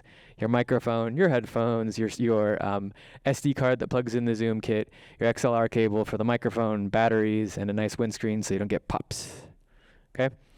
If you're recording in your home studio, some cool things might be a microphone that is attached to your desk that sounds nice. Doing some soundproofing, you can also talk into a closet, just talk into clothes, and that like sounds really nice. And not even kidding, that's literally how tons of people do it all the time. These are surprisingly not expensive on Amazon. You can just put like a wall on. They cost like $3 to $5 for a 2 foot by 2 foot square. So you can pad a room pretty quickly and make it sound good. You should listen. It is powerful when you bring an interview guest and they hear themselves and you hear them. I feel like you get better interviews. I'm a really strong proponent of that. It makes it more intimate when you hear somebody's voice in your ear. So those are some things. Okay, cool. What happened in the pandemic was that people had less standards for their audio quality. They were willing to tolerate a little bit less, and that's really cool. And so now that podcast that I told you about, How Long Gone, they just require everybody on Zoom to have earpods or just like a microphone that has a little microphone in it, like earbuds or whatever, right? If you are doing a Zoom interview podcast, the idea is just have them have any type of microphone. That might be Bluetooth or whatever, and that will sound good enough. They don't have to have a microphone on that end because interview shows now, pervasive ones, huge ones, are just Zoomed or they're Riverside or whatever, and it's just making sure they're not just talking to their computer, although if you get somebody famous enough and that's how it's going to work, that's great. But like having them throw on some headphones with a microphone in it is the way to go. This is that setup. This is the going into your closet, throwing on a sheet, right? This is like all of that stuff that works. You can record in your house. Podcasting should be cheap. Don't make it expensive. Just make your idea good. And then buy the equipment. It's not like running where you can buy like really expensive shoes and motivate yourself to run. The more expensive equipment you buy for podcasting, the less likely you're going to go record a podcast. Just start doing it. Okay. This is just a little graphic about where to keep your microphone. Keep your microphone or way up close to you. I did a consulting with podcasts for the University of Chicago, and the host would always talk with the microphone like down here the whole time, and they were getting 10,000 downloads per episode. And I'm like, what are you doing? Like, you have to just like put your mic, like people want to hear you really warmly in their ear. The host should be recorded warm and nice. The guests, okay, right? So just keep your microphone close, talk to it, make it sound warm, all that kind of stuff. These are just places that allow you to do it. Riverside, really cool. Met them in a lot of different conferences. They're really pushing their tech to have like really high quality audio on a recorded line from somebody else. And so like if that really matters to you and you are like a sound geek, then Riverside is cool. All these podcasts do that. Zoom does it fine, and it's mostly free, except for it's going to time you out if you don't buy it. But yeah. All right. So this is that thing about this idea of like happy to listen to amateur radio. This is just proving my point. This is like the source the podcast host did this is like basically 50% of people don't care how it sounds, or at least they tell you on a survey they don't care. So like try to make it nice, but make the idea good. Okay, your digital audio workstation. How are you going to edit your podcast? This is a big question that we always get from different people. Who edits podcasts here? What do you use? You use Audacity. Cool. What do you use? You use Hindenburg. Cool. Very cool. And you use Pro Tools as well. Awesome. Very cool. Anybody use Audition? No? Okay. That's how you know there's no NPR reporters here. That's all they use. Okay. So great. These are just like different ways to do it. You put your audio file in, you clip it up. Anybody can do a YouTube tutorial and figure out how to cut up a piece of audio in about 2 hours. Audacity is free. We have 2 people using Audacity. It's cool. It's a little clunky. Some of the buttons are like weird to find, but it is free. And so Descript. Anybody use Descript? Okay. Yeah, we got one. It's actually pronounced Descript. Uses. It is super cool. Let me tell you how it works. You put a piece of audio in there, and it gives you a text translation, and you edit it like a word processor, and it edits the audio file. Super cool, right? Yes, they have a lot of tech and AI of like making the sound like be better. They're technically were made for video editing, but now have moved into the podcast space and it really works well. They have a free trial. It's worth it, especially if you don't do any editing. Maybe starting with Descript might be viable because it might just get the product done quicker. Remember, the only bad podcast is the one that doesn't get made. So Descript might be cool for you. It's really fun. There's Descript. This is how it looks. You load it in, does a transcript, you literally edit it, and it edits down here on the audio. So you edit from a word processor. How am I going to get my podcast out? Ty already did a really cool description of this, so I don't need to tell you all this stuff. You put it on a platform, it shoots it out. Only place it's not going to shoot it out is YouTube. And so you have to load it to YouTube with a piece of audio or a piece of video, or there's a couple of places that'll just do it for you, but everywhere else it'll shoot it out there for you. Okay. Those are some places that load your podcast. Doesn't really matter anymore. Libsyn used to be like the industry standard for what people like said to do and use, and it's cool, and I use it, and it works. But there's lots of like Buzzsprout, Podbean, all of those things, like they work. Just figure out what they want for you. If any of them tell you that they give you a piece of data that the other one doesn't, they're lying. They're telling you that they read the metrics differently. And they have a different way to read the metrics. They don't have access to different pieces of data that the other ones don't. That's why you can get it from Apple and Spotify. So just pick the one that you like, right? And figure it out. The difference is, the key difference, which just doesn't really matter to most of you, is what is their ad sales technology look like and the digital insertion and how they're going to like plug that in for you. So Acast, like Karen was saying, has a huge methodology of like plugging in and selling ads. And if that's your thing, like Acast is great for it. Like they totally work really well for that. Anchor is also free. Anchor's cool. You can make a podcast in that. Fun fact, the guy that made it taught me how to solve a Rubik's Cube. So check out Anchor. Yep, there we go. All right. And this is where you listen to your podcast. So it's different. The other end, how do I listen to my podcasts? This is like just so you know what data you're looking at. Any questions? I went through a lot of like how to make the thing. Yeah. Not to put it on everybody. Great question. Not to put on every app. The only so Brene Brown, she had an exclusivity with Spotify, right? That's like the only reason is like if you're so famous that you can sell an exclusivity to like or Apple or something like that. Yeah. Otherwise, get it everywhere because you want to just say that phrase, listen wherever you get your podcasts, and have that mean something. Which is interesting. This is a fun fact about the listen wherever you get your podcasts. So younger and diverse audiences of color listen mostly podcasts on YouTube. Okay, so like they think of YouTube as a podcast listening platform. Most podcasters don't think that I have to separately upload to YouTube. So you should also be loading up to YouTube if you want. You won't see a ton of listens there or watches at first, but it's definitely an audience growth methodology. Anything else? Yeah. Like load your video on, like video. Oh yeah. Okay. Cool. So interesting. So we were part of YouTube's like strategy for going to podcasts. So I'll tell you what I know about YouTube and podcasts. So right now there's a channel that says podcast if you have a YouTube channel. Right now that doesn't mean anything except for you can just say the podcasts are on there. YouTube has said one day that's going to mean something and they're going to feature them. So being on YouTube and loading up your podcast in the podcast form on YouTube is a cool thing to do. Should you load vertical or should you load a horizontal image? It doesn't matter. YouTube says that they're going to prioritize what Lex Friedman does. That's how they think of a podcast, is that you're doing it like there's actually a moving person talking, like Zoom or something like that. And that like the bare bottom, the minimum thing of just like loading your audio and having a still image is good, but it's not really what YouTube thinks of podcasting. But don't worry about that because other people are using it differently. So all that means is that YouTube may not feature that first off, like stuff you should know with like a podcast that we saw in the top 10. They just load an image. And it's like, so it's fine. People that are successful just load an image. Normally it's a vertical image. It is nice if the image moves a little bit. It's a nice to have. It's a 5% better thing. It's not like a 20% better. Nobody's going to listen or not listen to your podcast because the image moves. But it's nice to have it. If you just show your Zoom recording and like you're an interview podcast and you put it up, that's miles, but that is actually what people want, is the side by side like Zoom recording, and like that's cool. And you should do that if you're going to use a YouTube channel and you're an interview show, go with the most visually appealing thing. So, but vertical is fine. Like it doesn't like it. Here's an interesting, I'm going to get ahead of myself on marketing, so I don't want to do that. So yeah, do what I said and we'll get to that. Anything else? Yeah. In the back. Yeah.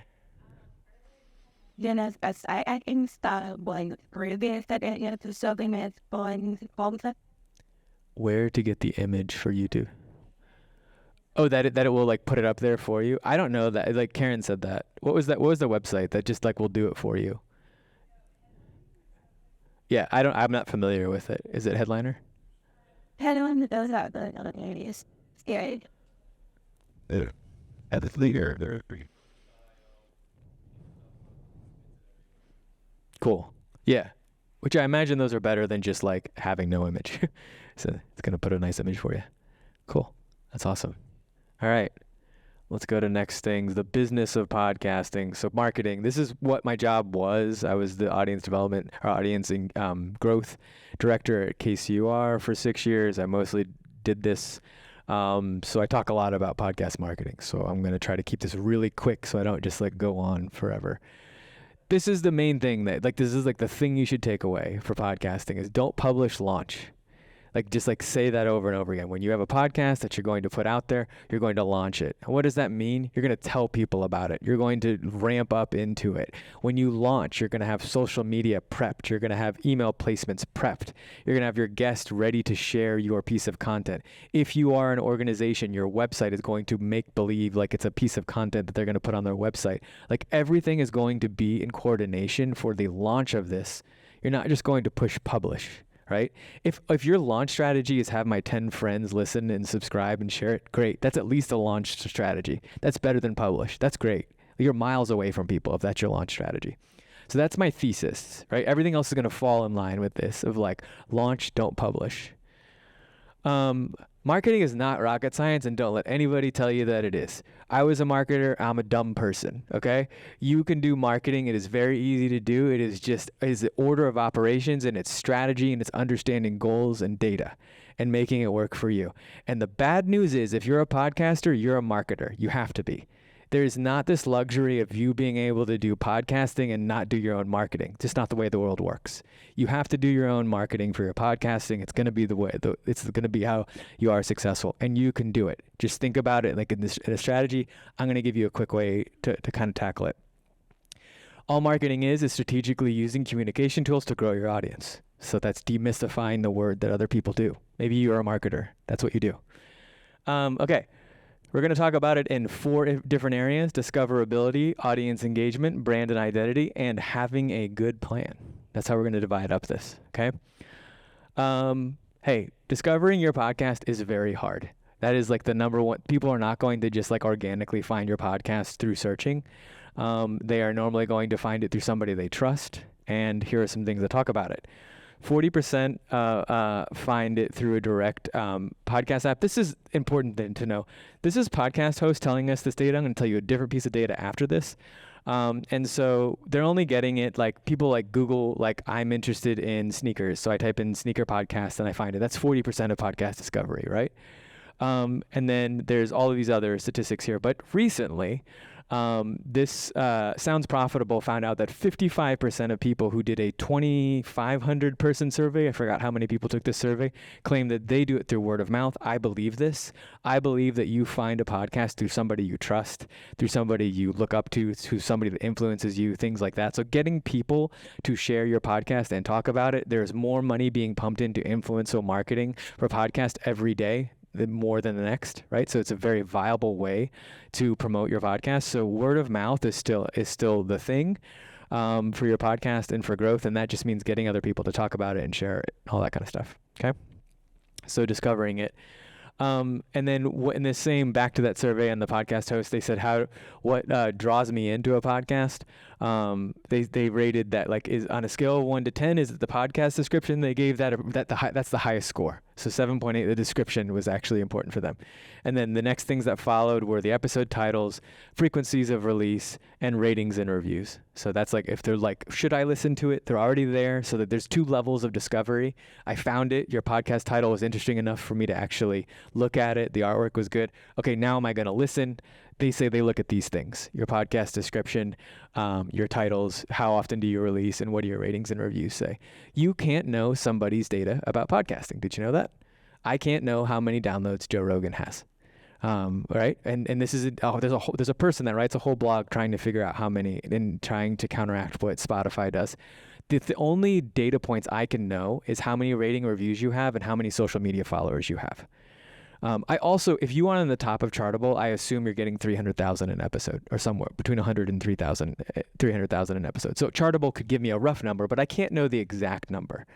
And so that you can use that to your advantage. You can seem like a podcast getting a ton of listens if you just pretend like you are, and nobody's going to know the wiser until you go to sell ads. Then you actually have to tell them how many downloads you get. Then they said podcast artwork, title, all that kind of stuff. But those are the most important things up there. Okay. On this survey, we just pulled this out because it was kind of funny. This was just a generic fill in the blank. How did I find my podcast? Somebody found it written on a bathroom stall, on a T-shirt from an airport. Somebody had a tattoo, searching for Irish accent. This doesn't tell you anything. We just thought it was funny. So we put it up there. Okay. So we're going to go into these different areas. This is, okay, I talk about this. I was interviewed for a place this phrase. It's not my own. I stole it from somebody. Evaluating your levers. What levers can you pull for growth? Literally writing them down and saying, I am willing to do PR, social media, email, events, whatever those things are. Write all your levers, your organizational reach, whatever they have, and whoever you have making the podcast with you, write those things down. Those are your levers. Then you need to evaluate, what do you like doing, what do you have time doing, what's gonna give you life and keep going, and how do you pull those levers for growth, right? So evaluate what levers you have to pull, and then evaluate what levers you're going to consistently pull and how you're going to motivate yourself to keep pulling those levers. So first of all, they talked about a website, so I'm not going to hit it too hard. You need a website, unfortunately, because when people go to search you, they need to be able to hit something that's not just your social media account. So they need to search your website, and they need to find you. This is where SEO, search engine optimization, is going to play in your favor. So, and if you upload a transcript, it not only helps with your SEO, because everything you say is searchable now somewhere in there. It's also a nice accessibility thing for people to read it and to actually follow through. And so it's an ADA compliance thing as well. So loading up your transcripts, Descript will spit out a transcript for you, putting a nice line break every time you upload an episode, and putting your transcript pretty much industry standard at this point because it helps with your SEO. You can only do that if you have a website. Right? And so having a website where you post every episode is great. It also serves as a link tree or a link in my bio. So you just put that one link to your website. At the top is all the different platforms for Spotify, all that kind of stuff. It just really makes it simple for you. It's nice. So have a website, make it work for you pretty easy. This is Ear Hustle. So one of our podcasts, they have a website. That's what it looks like. Social media, we could spend literally 12 hours on this. So having a social media strategy is the thing. Having a content publishing strategy is the thing. And knowing where your listeners are at is the thing. So if, for instance, if you are heavily into video game world or something, or it's conversation world, you might be more on X than you would be on Instagram, right? But if you are in some other type of lifestyle brand or something like that, you might be on Instagram. So you need to figure out, what is your native platform? What are you excited to do? And where are you going to publish? And then figuring out how, and then routinely publishing. If all you do is say, I'm going to publish every time I have an episode, that is great. That's a great strategy to do. I have an episode launch. I'm going to make a little piece of artwork. I'm going to put it on my story. I'm going to put it on my feed. I'm going to put it on Twitter. I'm going to hope people share it. Everybody in this room that makes a podcast is going to be friends with each other, and they're going to reshare each other's posts. So that's great. So now you have 5 people liking every post that you have. That's a great strategy. That works for you, right? What I would then tell you to do is to find the thing that you are an influencer of and you talk about, and post about that. So all marketing is content. So making it feel like you talk about that thing, you're an expert. Give people a reason to come to you that's not just looking at your episodes.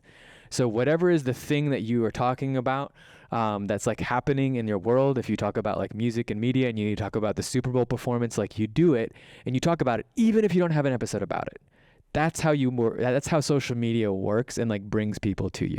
So that's the strategy there, right? Is like you are an influencer about your thing. Your podcast needs its own handle for social media, and you should just constantly work that and make that work for you. Every social media is different and has a different intended interaction. Know that. Talk to people. Figure it out. Do the things that are native to you. If you've never used TikTok before and you've never turned it on, don't do TikTok for your marketing. It's not going to work for you, and you're not going to figure it out. But if you are on Twitter every day, or you're on X every day, and like you're just like you are Xing up a storm. I don't know what we say now. Then that's going to work for you, right? That's going to be great, and it's going to be a natural thing for you. If you are a podcast host, you are your podcast. So your profile, your bio, everything out there should have your podcast in it, your LinkedIn, things like that. If people come to you, they should think, oh, this is a podcast host too, and check that out. Those things are interchangeable, okay? Figuring out what podcast platform is good for you.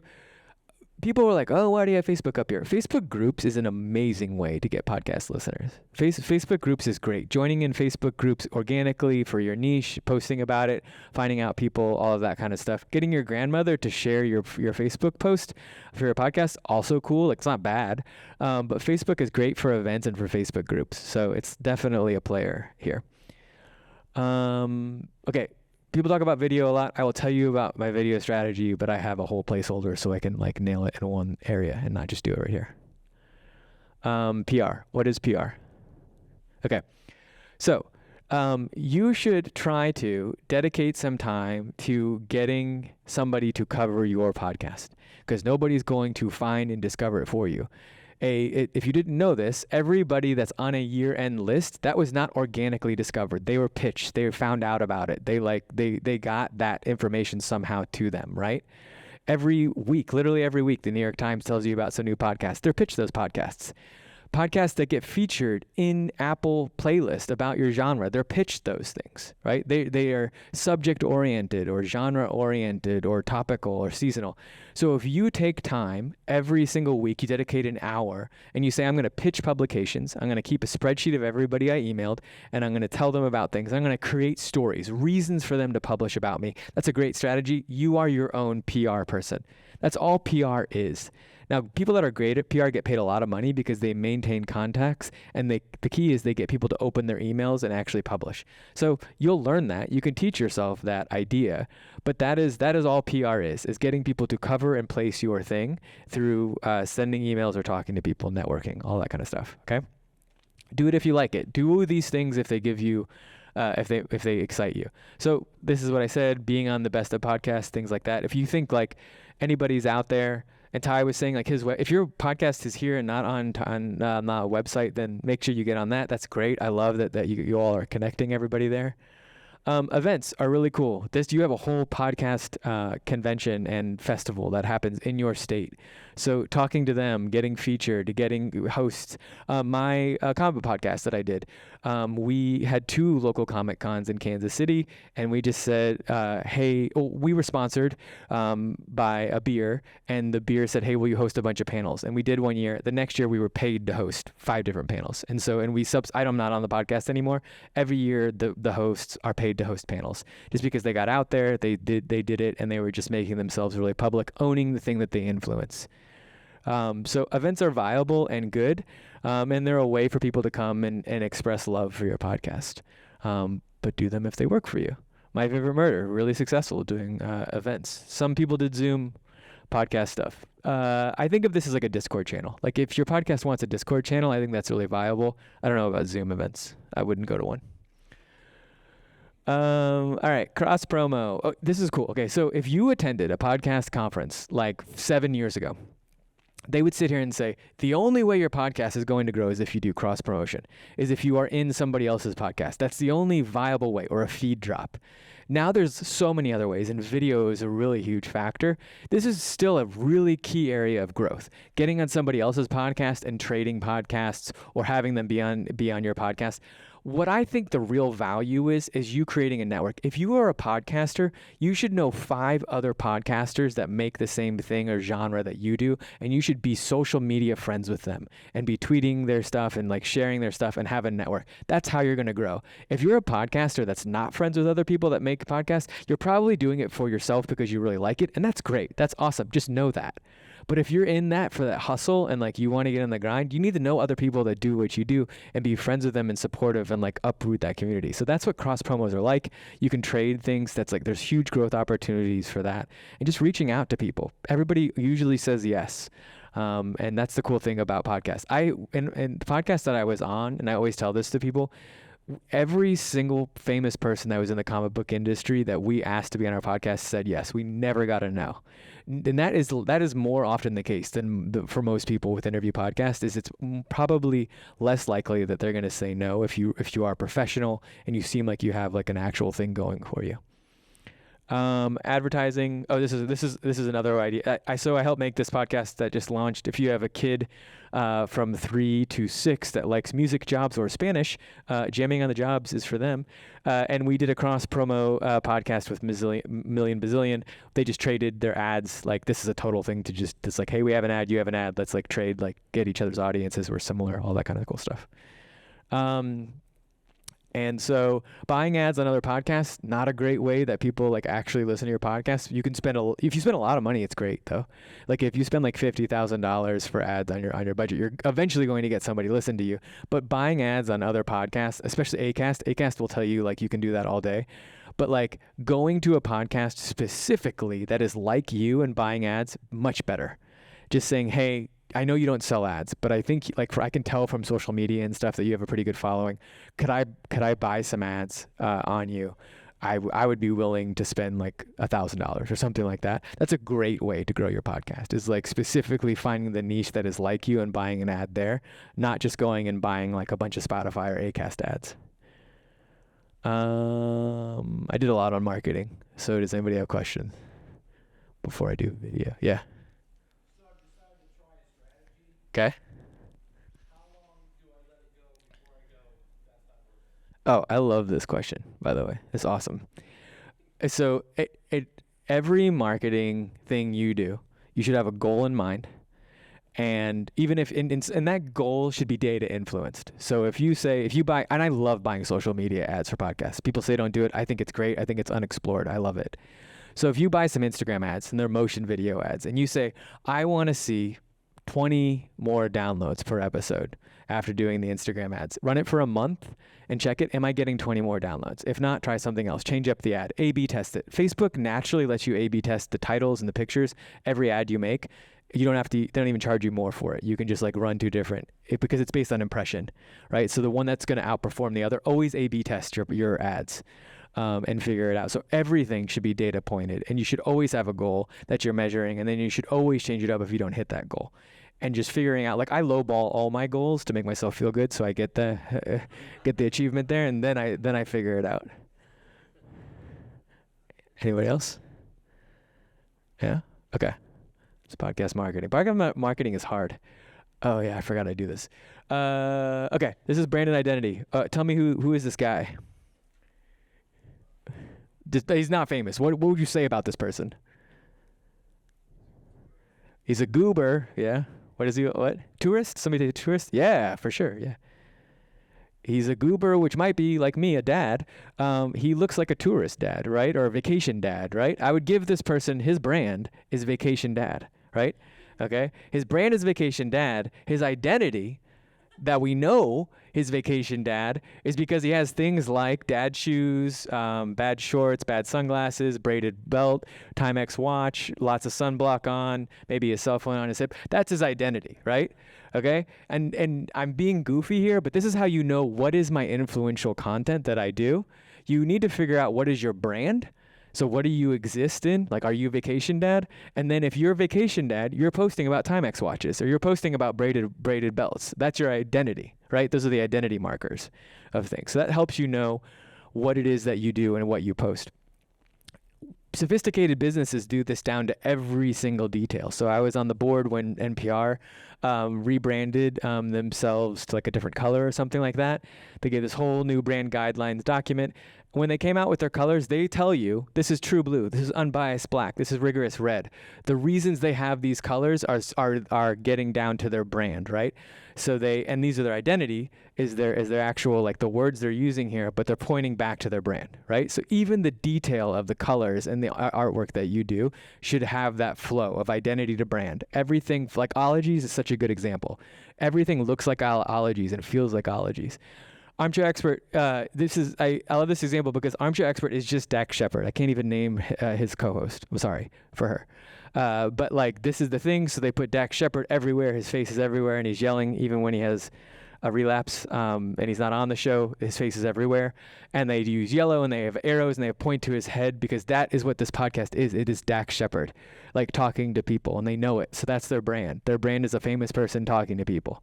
And so they go with that, and they do it. Outline your campaign explicitly in a shared document. This is like 101.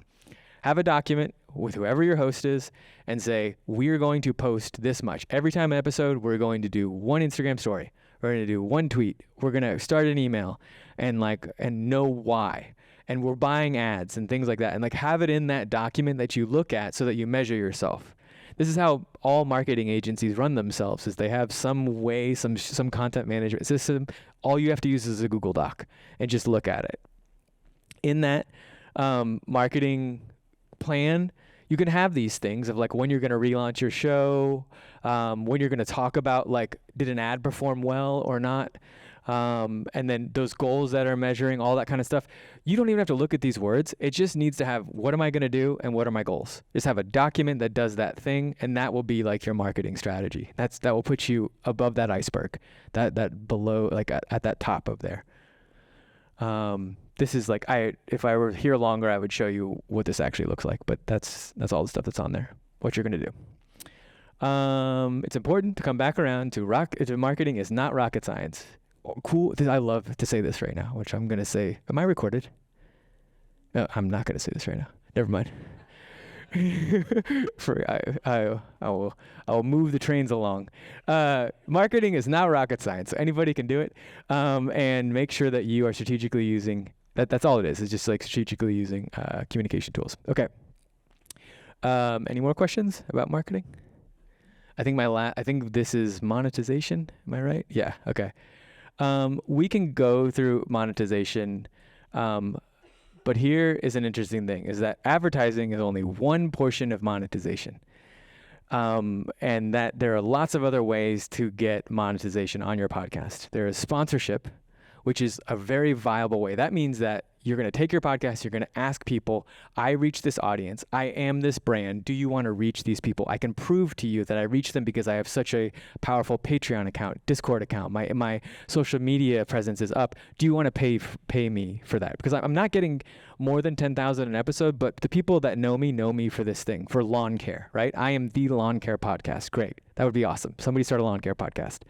And so that is what sponsorship is. Institutional grant and funding, this is amazing. And think about it this way. There are nonprofit places in your area here that want to make a podcast but don't know how. And you are their local audio expert. And so you can combine what you do to make that podcast together. This works well if you're an NPR affiliate, like this is a lot of what they're trying to do, but that doesn't mean that you can't do that same thing, right? Especially if your podcast is a somewhat in their Venn diagram of what they do. Like it would be, think about this way. If I'm a museum and I'm like, I want to start a podcast, but I don't want to start a dry feed, like nobody's on there. I know there's a local person that does an arts podcast. Would they do a whole series on my gallery collection if I paid them $10,000? Because that's what I was going to pay for my podcast anyway, but now I'm going to get more views, right? That's a very logical thing that a nonprofit could think of. And I say nonprofit because you likely want to keep it mission oriented, but you don't have to. You can be business driven, and you can just help make somebody a business podcast, and they can sponsor it that way as well. And then having people pay you directly. So having a Patreon, there is, what podcast is that? Trapo Chop House makes $150,000 a month on Patreon, and they are never in the top 100 on Chartable. So it is very viable if you get your right audience and you get them to work for you. So Patreon works. It's just as people paying because they love what you do, and maybe they get some type of exclusive content. But I know, because I've talked to Patreon directly, most people that do Patreon, that do it at the $10 amount, don't expect anything. Even though you give them something, they're just doing it because they like you, right? So think about that. So that's a good way to do it. There's lots of different ways. You can do Kickstarter. You can even just do exclusive content on Spotify. But people can pay for things because they want to support you, and they likely do want to support you. So crowdsourcing that. Having a Discord channel for your podcast is great sometimes, and I can name like 2 podcasts where the Discord channel outlives the podcast itself. So like that's another way to keep your audience engaged. The pay-per-view subscriptions, live events, selling merch. If you get to that level, go ahead and do it. But we talked about this already. Okay. YouTube gives the most money for things. So being on YouTube, another reason to be on YouTube. And so just getting direct money is a way to like figure out pay-per-views, all that kind of stuff. And Ty and Karen talked about that better than I can. And this is all this kind of stuff about royalties, how this works, monetization, all that kind of stuff. I just want to like hit like there's other ways to make it than just making ads, because I think this is getting a little bit too much in the weeds. That's brand partnership. Oh, grants. Grants are cool. There are lots of grants that are out there for you to do things. And like, I think I love that Ty said this, like you're an artist. So like apply for art grants, apply for like local rocket grants, apply for things that exist, and accelerators. Any big accelerator that exists for a podcast, apply for it, because the visibility and the work and the cohort that you'll be in afterwards will totally be worth it. So grants is a really good option for podcasts. All right, video. I have a lot of experience with this. What do we do with video? How do I do video? Well, I'm going to try to make it simple for you. There's 3 ways you can do video if you're a podcaster. This is if you're a podcaster. You've already said, I do podcasts. Podcast is my thing. Why would I do video? How am I going to do video? So there's the very lowest bar of stuff you should know, which is like I load an image on YouTube and I put my audio on YouTube. That is like one way to do video that it gets you on YouTube, right? Because like remember that platforms don't publish natively to YouTube, that you can do this. Now you're on YouTube. Great. Okay, people can find you there. But now you have a YouTube channel, so you probably should do stuff with it. Okay? Then this is what YouTube actually is promoting, is people talking, like Lex Friedman, or any type of visible stuff. So starting to do this, having a little bit of visual content on your YouTube channel, probably a good thing, makes your channel more diverse and makes it more interesting. And now you're starting to ask yourselves, well, we're a chat cast, should we just video ourselves and do it? If that's easy, do it.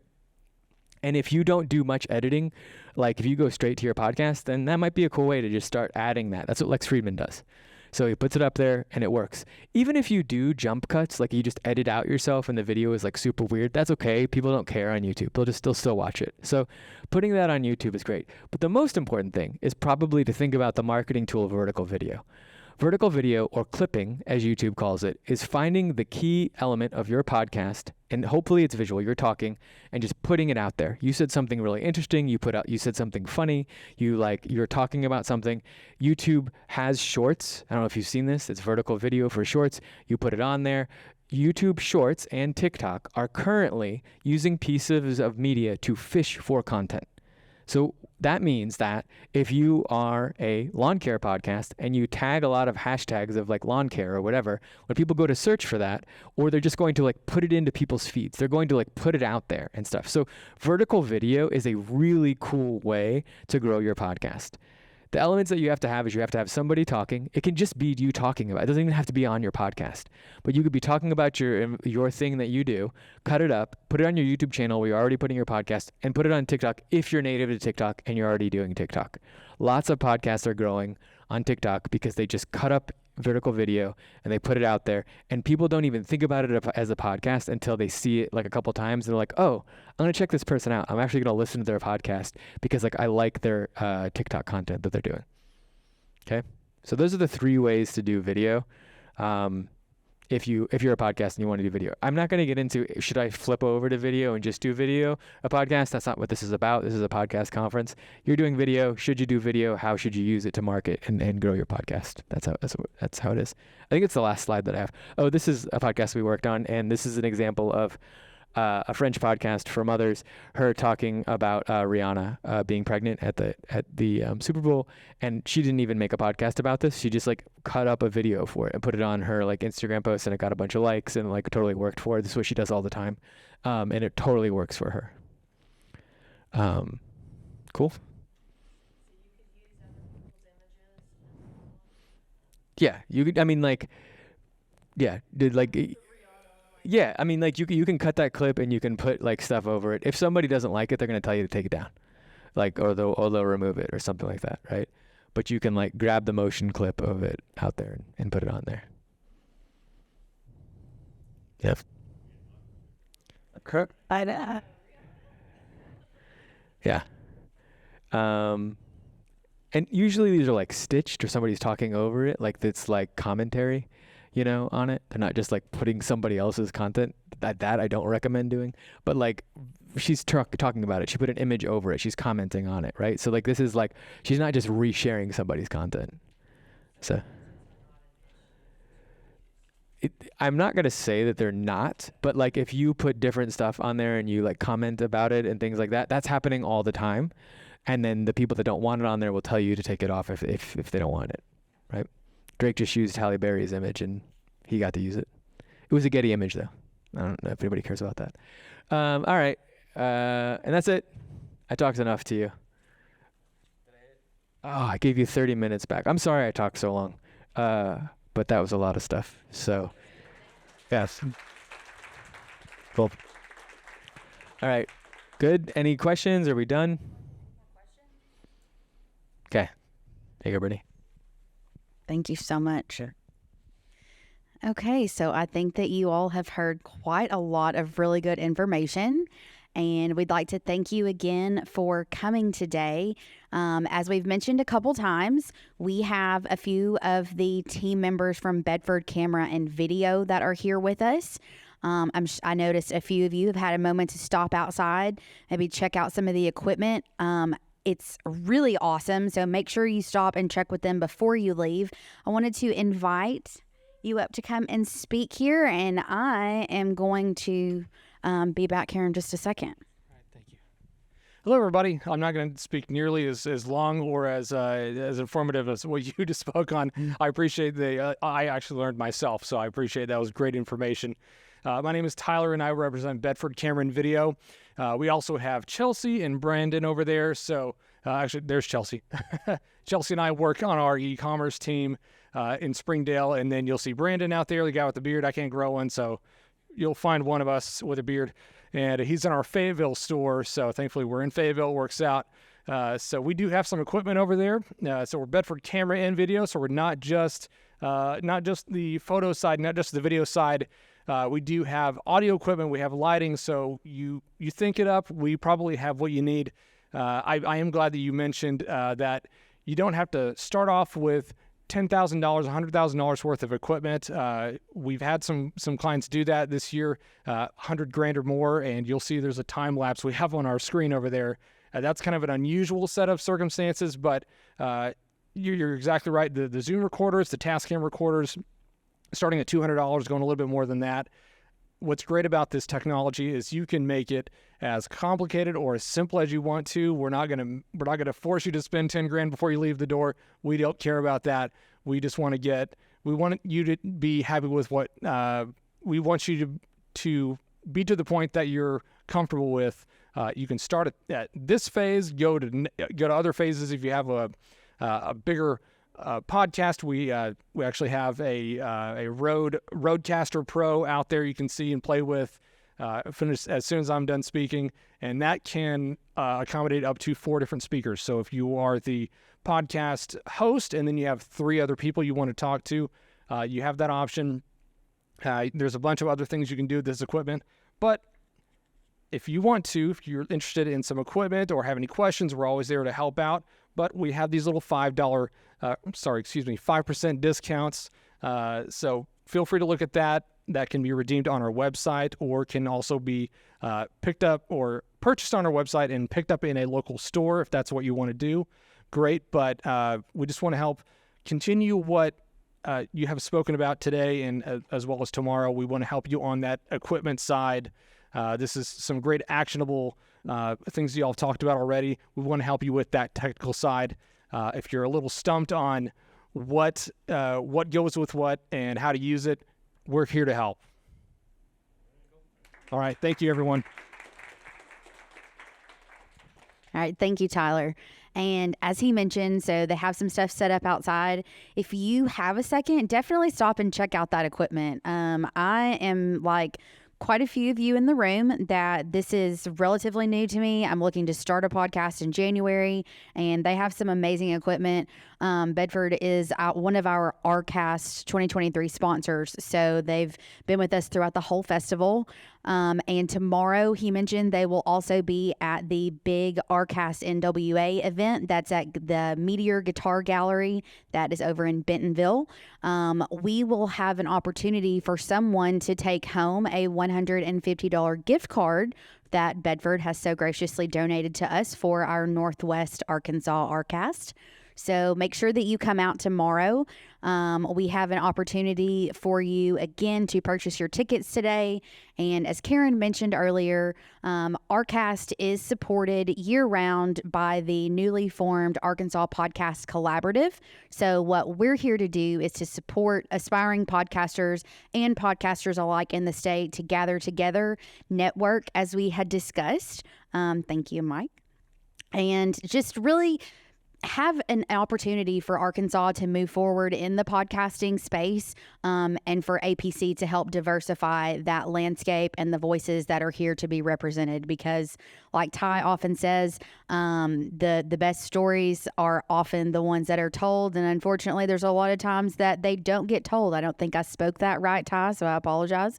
But yeah, I think you actually said, Mike, that the worst podcast is the one that's not told, that started. So if you're thinking about starting one, we look forward to having you tomorrow at Meteor. We're going to have 19 different speakers that will be on a variety of 6 different panels, I believe. Clint Schaff, who is one of our board members with Arkansas Podcast Collaborative, will be there to MC the event. The doors will open at 4. Mr. Dave Jackson back here, that's been asking quite a few of the questions, which we greatly appreciate. He will be one of our featured podcasters. He is with the School of Podcasting, and he has come all the way to Arkansas to hang out with us tomorrow at Meteor as well. And finally, again, Arkansas Podcast Collaborative is a nonprofit, so all the proceeds from the event tomorrow, as well as T-shirt sales, will help fund our mission throughout the year.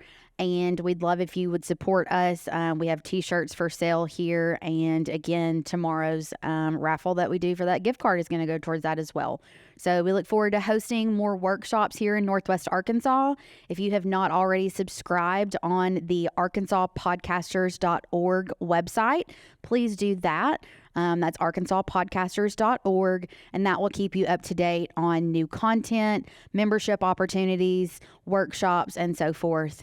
So thank you again for being here, and we hope that you have a great night.